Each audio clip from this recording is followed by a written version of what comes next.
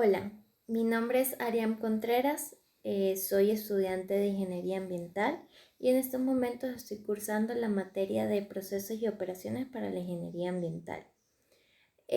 Hoy te vengo a explicar o a comentar ejercicios sobre cómo hacer diseños de intercambiadores. El ejercicio que vengo a mostrarte hoy dice así. 80.000 libras por hora de acetato de etilo se enfrían a 180 grados Fahrenheit hasta 80 grados Fahrenheit, usando agua de 80 grados Fahrenheit a 120 grados Fahrenheit. Hay que hacer una corrección ahí porque el ejercicio está mal planteado. Entonces la corrección que se hace es que va de 80 grados Fahrenheit a 100 grados Fahrenheit. Se dispone para este servicio de intercambiadores de 3/4 pulgadas DE, 14 BWG, 12 pulgadas de largo y arreglo en triángulo de 1 pulgada de paso. ¿Qué caída de presión y factor de obstrucción se obtendrán? Hay que asumir que la RD requerido es de 0,005. Entonces, como podemos ver acá, tenemos que el flujo másico es de 80.000 libras horas. No sabemos el flujo másico del agua. Sabemos que va a ser una configuración triangular. ¿Cómo es una configuración triangular? Los tubos internos van a estar de esta manera, configurados. Obviamente aquí habrá un tubo, dependiendo de la cantidad también de tubos que tengamos. Hay un tubo acá, un tubo acá, un tubo acá. Y obviamente vamos a tener la coraza. Tenemos acá que por dentro, por la tubería, va a entrar acetato de etilo, entra a 180 grados Fahrenheit y lo vamos a enfriar hasta una temperatura de 80 grados Fahrenheit. ¿Cómo lo vamos a enfriar? Lo vamos a enfriar con un agua que está entrando por la coraza a 80 grados Fahrenheit y nos va a salir a 100 grados Fahrenheit. Entonces vamos a asumir que viene en contracorriente. Se sugiere siempre este sentido para mejorar el intercambio. Entonces comenzamos a hacer el ejercicio. ¿De qué manera? Primero vamos a determinar las propiedades y los requerimientos térmicos de este intercambiador. Entonces acá vamos a comenzar a colocar, como se ve acá en Excel, la temperatura 1, la temperatura 2, la temperatura 1 del agua y la temperatura 2 del agua. Como podemos ver, asumimos que por el tubo pasa acetato de etilo y por la coraza pasa el agua líquida. Luego vamos a calcular la temperatura media. La temperatura media es la suma de las dos temperaturas entre 2. Luego entonces vamos a buscar los calores específicos. Los calores específicos los conseguimos en tablas. Luego la conductividad térmica. La conductividad térmica también la vamos a encontrar en las tablas. Luego tenemos la viscosidad. La viscosidad también se busca en tablas, como se puede ver en la figura 14.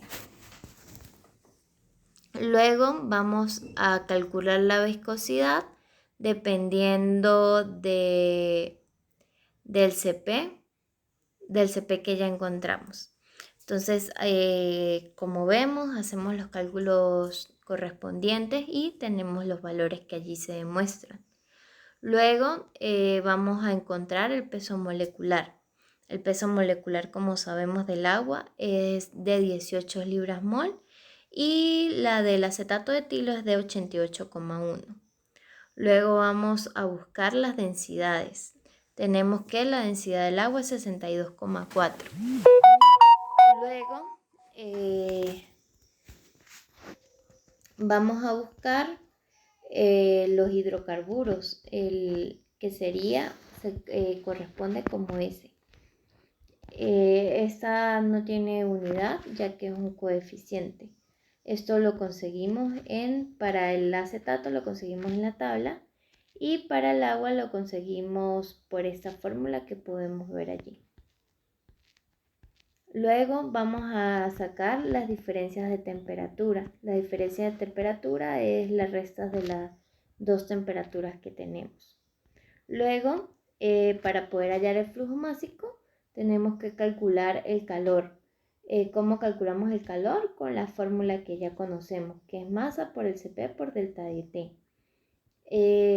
Luego, al calcular este calor, como podemos ver acá, calculamos el flujo másico del agua despejando de la fórmula del calor, como nos podemos dar cuenta acá. Luego vamos a calcular la media logarítmica entre temperatura caliente y frías. Como podemos ver, la calculamos a través de esta ecuación que tenemos acá, que es de las variaciones de las temperaturas. Y nos da este resultado. Luego vamos a calcular el factor térmico de diferencia de temperatura. Este factor térmico lo calculamos a través de unas tablas también. Hay diferentes tipos de tablas dependiendo de las veces que va a pasar el líquido por las tuberías. Como podemos ver, acá encontramos este factor en las figuras en donde aparece que pasa 3 pasos por la coraza y 6 por los tubos. Y este factor nos dio 0,625. Al momento de calcular la media logarítmica entre temperaturas calientes y frías ya corregidas, nos da 31,06674673. Entonces luego el segundo paso que tenemos que hacer es requerimientos de geometría y transferencia de calor. Entonces vamos a hacer una primera prueba. ¿Cuál es esta primera prueba? Esta primera prueba consiste en ver que el RD, el RD real me dé parecido un poco cerca, pero que no vaya a doblar al RD teórico que me están dando, que es el que dijimos hace rato, que es 0,005. Entonces acá hacemos los cálculos respectivos. Hallamos el calor promedio, hallamos el coeficiente de diseño, que sería el UD, esto a través de una tabla. También hallamos el área requerida. Estos ya son los parámetros geométricos que vamos a necesitar para nuestro diseño. Hallamos el área del tubo por pie lineal. Esto se halla a través de una tabla, que sería la tabla número 11. Esto corresponde a la parte de la tubería. Por eso, como podemos ver, en la coraza no aplican ese tipo de cuentas. Esto ya, estos son los cálculos respectivos para la tubería.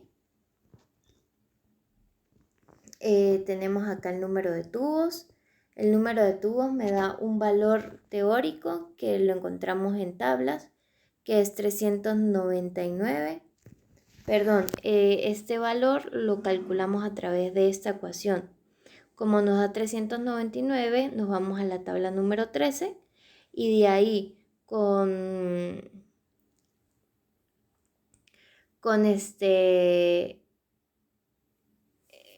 las pulgadas, con el 3/4, las pulgadas, buscamos en esta tabla en configuración triangular y buscamos un valor más cercano pero más alto del que me está dando teóricamente, que sería el 474 que aparece ahí. Luego nos vamos a la parte de la coraza y buscamos el diámetro interno de la coraza. Ese diámetro interno va a ser, buscamos en la misma tabla, en la tabla 13, y con el 474 vamos a buscar hacia el lado izquierdo el número que aparece ahí de pulgadas y encontramos que son 27 pulgadas. Luego seguimos haciendo tal cual los cálculos como los podemos ver acá. Vamos mirando en tablas, dependiendo si tiene que ser en tablas o si tiene que ser a través de alguna fórmula. Y luego entonces llegamos para calcular el factor de obstrucción real. Este factor de obstrucción real nos da 0,0052. Es un valor que se acerca a 0,05, pero no es menor y tampoco lo dobla. Entonces es un valor aceptable para esta primera prueba. Luego vamos a hacer la corrección de temperatura de la pared. Para eso tenemos que hallar la temperatura de la pared. La temperatura nos da 95,69 y usamos esta fórmula respectiva para hacer el cálculo. Luego hallamos todos los datos que nos piden acá, ya sean tablas o a través de las fórmulas que podemos ver en estos cuadros. Y con esto vamos a hallar el factor de obstrucción real, que me da 0,005, que también es un valor igual al que ya tengo. Entonces es un valor aceptable. Y luego vamos a hallar la caída de presión. Hallamos la caída de presión total y como podemos ver acá, para la tubería me da 3,57. Es un valor menor a 10, por lo tanto es un valor aceptable. Gracias.